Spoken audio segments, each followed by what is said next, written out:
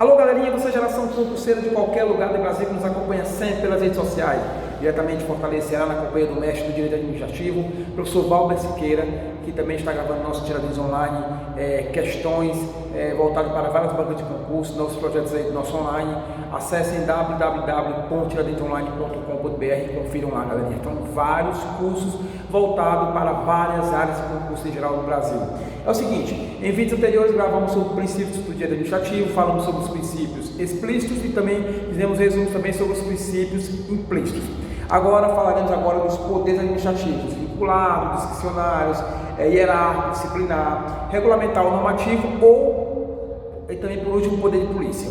Professor Valber Siqueira, é interessante para o concurseiro que se prepara para o INSS, para a Polícia Civil, para a PRF, para a PF, para vários concursos, cada administrativo, saber princípios, saber poderes, saber atos, também saber também o principal que é a administração pública, que vai do artigo 37 ao 41 da Constituição Federal, mas puxa-se muito para o direito administrativo, não é isso? Perfeito. Realmente, a missão do concurseiro é uma missão árdua. Normalmente ele tem uma relação interessante. Muita matéria para estudar em pouco tempo, por isso você tem que se antecipar ao estudo, né? Especialistas dizem que 70% dos candidatos que procuram os cursos preparatórios nunca viu direito na vida e só procura quando a edital sai, né? 2 erros, na verdade, se você nunca viu isso, você tem que se antecipar no direito, tá bom? E o assunto é muito importante, que está praticamente em quase todos os concursos, tá certo? Vamos lá, esses são os poderes administrativos, também chamados de poderes instrumentais, não podem ser confundidos com os poderes do Estado, aqueles que estão no artigo 2º da Constituição Federal, Executivo, Legislativo e Judiciário. Esses são poderes administrativos, tá? Com uma pouca variação entre a doutrina. Vamos lá, você tem o vinculado, o discricionário, depois você tem o hierárquico, o disciplinar, o poder regulamentar e o poder de polícia. Cada um tem uma função específica, tá? O vinculado é aquele que está ligado ao ato vinculado, que é aquele que não tem margem de liberdade. Tem certas situações em que o poder público, sempre atrelado à lei, não é dado a ele nenhuma margem de liberdade para agir. É o que está especificado na lei e pronto, tá? Se acontecer uma situação qualquer, se a situação for vinculada, só tem uma saída, perfeito? Tipo assim, declaração de imposto de renda. O contribuinte tem até um determinado dia limite lá para declarar. E o brasileiro gosta de fazer tudo no último dia, né? Infelizmente, uma prática aqui que não deve ser repetida por nós. Então vamos lá, o que diz a lei? Se você não declarar naquele dia, você tem que pagar uma multa, olha só. Então não tem outra alternativa, isso é dada a uma. Você tem que declarar um imposto até um determinado dia, se não fizer, você é aplicado uma multa, tá? Outra situação, licença para dirigir, é uma situação vinculada. Se você reunir todas as condições que o Estado dá, ou exige, né, para que você tire uma habilitação, não há outra alternativa para a administração, senão ele considera a licença, perfeito? Já a discricionariedade está ligada à margem de liberdade para agir, certo? Ao mérito, à conveniência e à oportunidade. Tem situações em que o gestor ou a própria lei, né, encontra uma liberdade. Agora, discricionariedade não é arbitrariedade, certo? A discricionariedade é a margem de liberdade dentro dos limites da lei. Quem dá os limites é a lei, certo? Você pode, por exemplo, ter um exemplo de discricionariedade, a concessão de autorizações, é um exemplo, autorização, por exemplo, para fechamento de uma rua, a história da concessão de vagas, né, para deficientes, que segundo a lei federal é até 20%. Você tem uma prorrogação de concurso público, o que vai cair no edital de vocês. Veja, por exemplo, esse concurso agora da Câmara, que é um concurso, bizarro. Tá? A quantidade de matérias que estão pedindo, e eu vou focar a parte do agente administrativo, e eu fiz vários comentários, vários vídeos sobre isso, é absurda, fere a razoabilidade, né? Como já estudamos, uma quantidade enorme. Estão pedindo, me permita eu colocar aqui, que seu canal tem uma grande amplitude, estão pedindo para o agente administrativo estudar tributário, estudar previdenciário, estudar processo civil, processo penal, pessoal. Absurdo negócio deles, né? que eles vão usar efetivamente o que está ali? É um absurdo. E pela primeira vez em quase 20 anos que eu tenho sala de aula, nenhum concurso vai pedir teoria geral do direito, que nunca caiu. 4 horas e meia de prova, sendo que tem uma redação aí num tema abstrato. Você sabe como é a FCC, né? Os temas são abstratos, então você imagina aí a dificuldade que vai ser essa prova agora, no próximo dia 13 de outubro. E essa matéria vai estar lá, certo? Bom, a montagem, a fixação do prazo de validade de um concurso, tá lá, tem aspectos que são vinculados e tem aspectos que são discricionários. Ela está dizendo até 2 anos, prorrogável uma única vez por igual período. O até 2 anos pode ser um prazo menor. Se a administração quiser prorrogar, ela pode, mas isso é discricionário e só pode por um período idêntico ao que foi no primeiro momento. Se foi um ano de validade no início, se quiser prorrogar, só pode por mais um ano, perfeito? Bom, aí você tem o hierárquico, que tem uma função ligada à questão do escalonamento, né? A questão da hierarquia mesmo. O superior hierárquico pode dar ordens ao subalterno, e o subalterno ele tem a obrigação de cumprir as ordens que são manifestamente legais. Ordens que são manifestamente ilegais, absurdas, impossíveis, tá? Imorais, o subordinado não é obrigado a cumprir. E detalhe, a legislação manda que não só você não cumpra, como você também tem a obrigação de denunciar o seu superior hierárquico, tá certo? Que é a chamada representação. A questão da hierarquia também envolve a vocação, envolve a delegação de competência, que são fenômenos ligados especificamente lá à Lei 97/84/99, que é a Lei do Processo Administrativo Federal. Lembre que seu superior hierárquico pode anular seus atos, pode revogar seus atos, enfim, ele tem uma grande abrangência em relação a isso, certo? Você, não posso deixar de sair aqui, lembrando o seguinte, não é só no executivo que nós temos a hierarquia, não. Você também encontra a hierarquia no judiciário e no legislativo, no que diz respeito às funções atípicas, funções administrativas, perfeito? Bom, aí depois você tem na sequência o disciplinar, que tem uma função de punir, de sancionar, de punir. Agora, o poder de polícia também pune, cuidado aí. O disciplinar pune quem, gente? Os agentes públicos, os servidores públicos, pessoas que contratam com a administração pública. E também, essas pessoas que contratam, pode ser a questão aí dos fornecedores, por exemplo, né? Os que ganham a lei de licitação, a licitação e fornecem de forma incorreta o que lá está. O que mais nós temos que colocar? Tem que abrir um processo administrativo para punir, tá? Essa punição não é o jus puniendi, que é aquele que é aplicado ao direito penal. Você sabe que o servidor ele responde em 3 áreas, não é isso?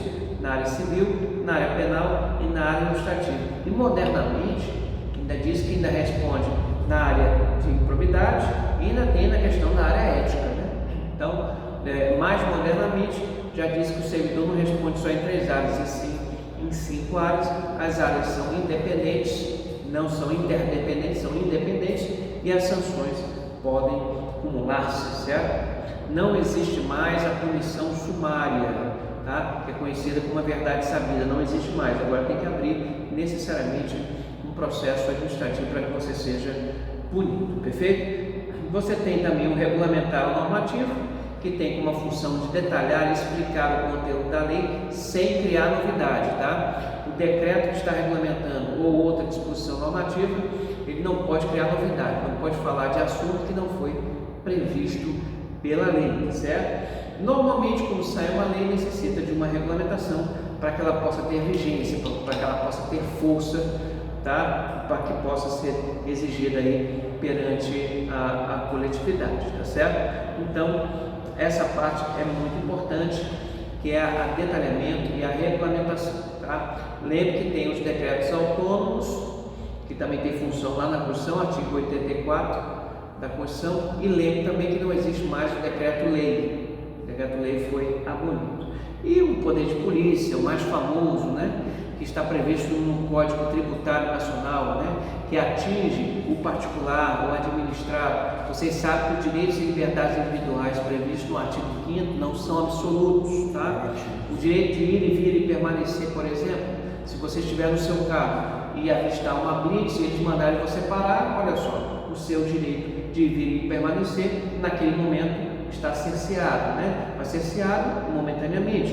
E se tudo estiver ok, você vai continuar a deslocar com o seu veículo. Agora, se estiver errado, o seu veículo pode inclusive ser apreendido, né? Lá, e você, respectivamente, vai sofrer uma sanção que é típica do poder de polícia, que é a multa, tá? A multa, certo? Você tem também o seguinte: o poder de polícia pode ser delegado a particulares. Dentro do ciclo de polícia você tem lá a legislação, o consentimento, tá?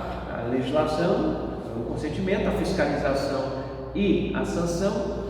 Lembrar que tem duas etapas desse ciclo que podem ser delegadas a particulares, né? Que seria o consentimento e a fiscalização, pode acontecer com a ajuda do particular, mas o sancionamento e a legislação parte necessariamente do poder público, tá? Tem atributos: discricionariedade, autoexecutoriedade e a coercibilidade, são atributos do poder de polícia.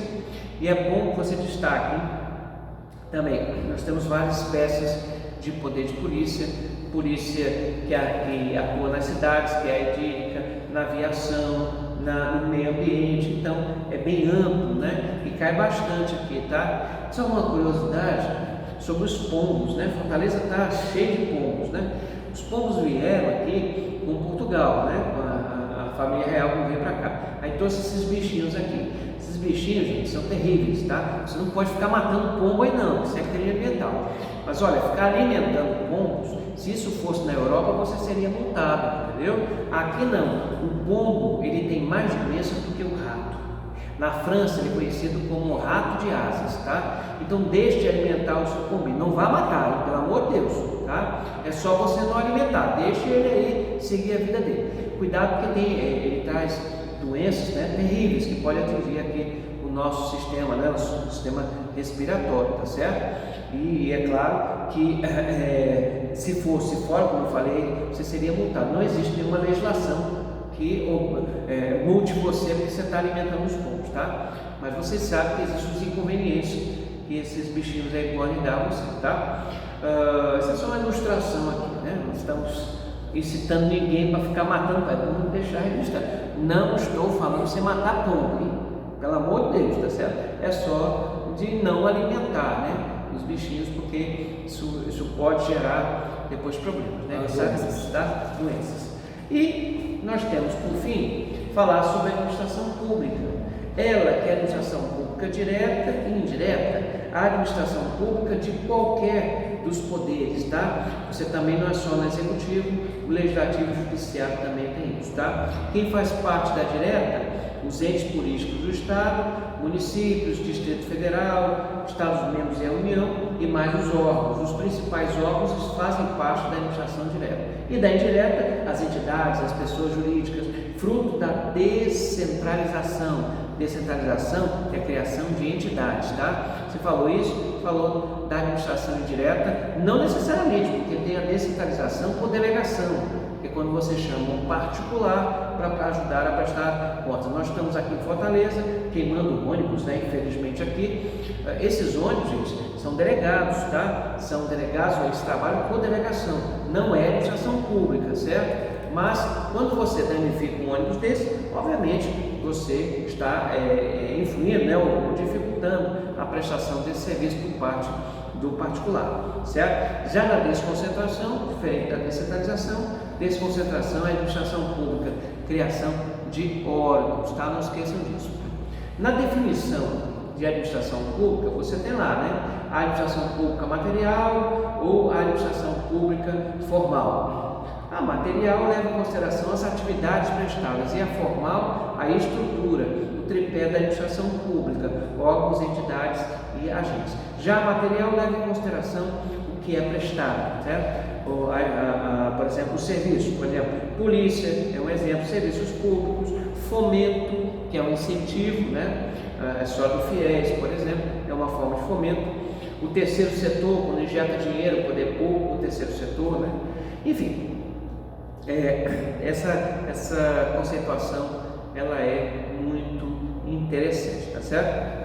Você tem lá as autarquias, você tem as fundações públicas, você tem as empresas públicas, sociedade de economia mista, essas duas últimas chamadas de estatais, tá certo? E tem características, né? A autarquia, por exemplo, não pode visar lucro, é criada por lei, tá certo? Já a fundação pública também não pode visar lucro, mas você tem a fundação pública de direito público, que é uma espécie de autarquia, né, segundo o Supremo, ou uma fundação pública de direito privado. Eu quero criar uma entidade para visar lucro, você cria uma estatal, certo? Como é o caso da Petrobras, do Banco do Brasil, tá? Metrofor. Agora, se for para prestar serviço público, como é o caso dos Correios, né? Que esse governo agora está falando, né? Que vai privatizar, vamos ver se ele vai conseguir, né?